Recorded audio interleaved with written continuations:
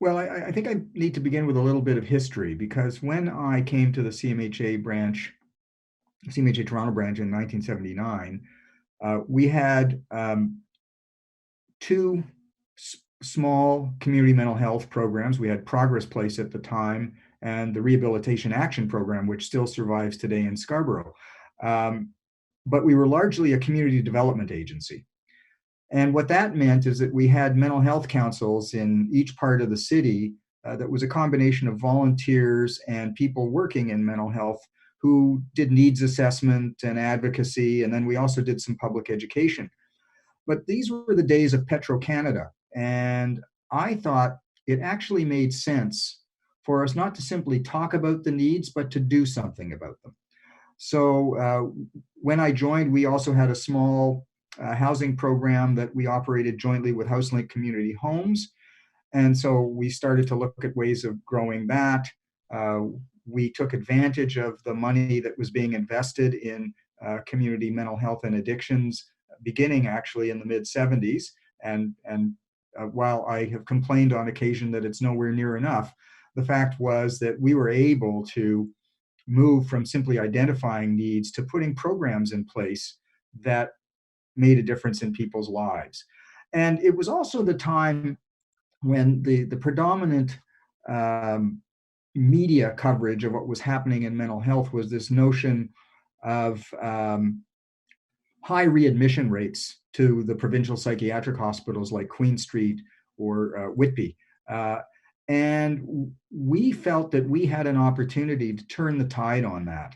So we began to develop, social programs like the Keel Street Women's Group, which is now morphed into um, Roots and Pathways, which are drop-in centers. As I said, we began to expand our work in housing. We developed case management programs. By the late 1990s, we took the opportunity to develop team-based, multidisciplinary team-based services like ACT, early psychosis teams, and that put us on a track to moving from needs identification to playing a major role in doing things. And we also did some of these things in partnership with other organizations. So to get back to your question about culture, um, I've always said that I couldn't have done this alone. I was fortunate that as we grew and as we built, we were able to attract people who believed in the mission of the organization. Uh, and I've always been fortunate to have a really stellar team of program directors and managers who took on the real hard work of making the programs work. And so I really think that the CMHA culture has been, I think, what Garfield Bembridge calls the can-do culture, and that's where I in particular, I try to empower people to do the best job they could, and also try and make sure that um, they empowered the staff, frontline staff, who really are the folks who make a difference every day. It doesn't matter how brilliant or not so brilliant management is. If frontline staff aren't doing a good job, if frontline staff aren't committed to making a difference in people's lives, not much happens.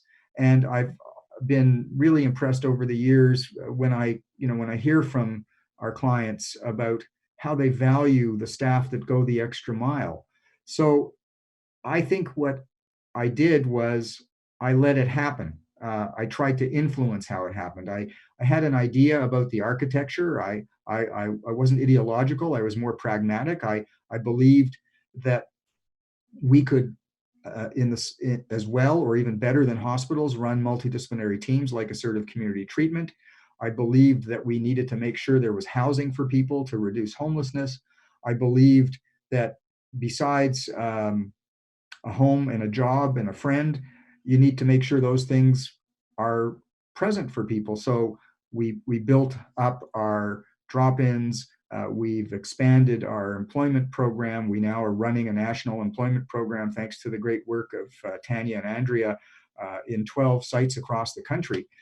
And again, it's that notion that I spoke of earlier. You take advantage of opportunities, and I think that's what has made CMHA such a great place to work. We've been able to build the confidence of our colleague agencies, of our funders, because we've been able to attract staff and management who believe in our mission and who are totally committed to running great services. And I think one of the I guess examples of that, or the evidence for that, is that we've got over 100 people on our staff of over 300 who've been with us 5 years or more. Some have been with us 20 years or more. And when you make CMHA your career, hopefully it's because you believe in the work the organization is doing, and also you feel valued as an employee, so you want to continue doing that work.